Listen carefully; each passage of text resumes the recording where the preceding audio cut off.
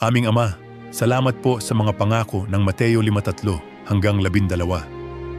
Panginoon, sa oras ng kahirapan, itinataas mo ang mapagpakumbaba.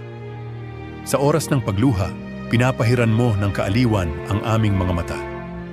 Sa gitna ng gutom at uhaw sa katuwiran, ikaw ang sagot na nagbibigay ng buhay.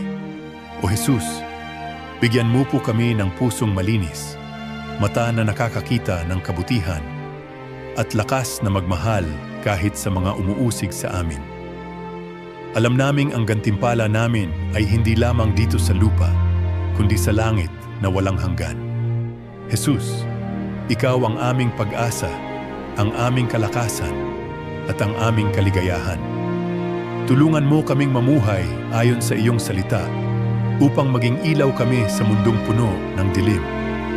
Sa ngalan mo, Panginoong Jesus. Amen.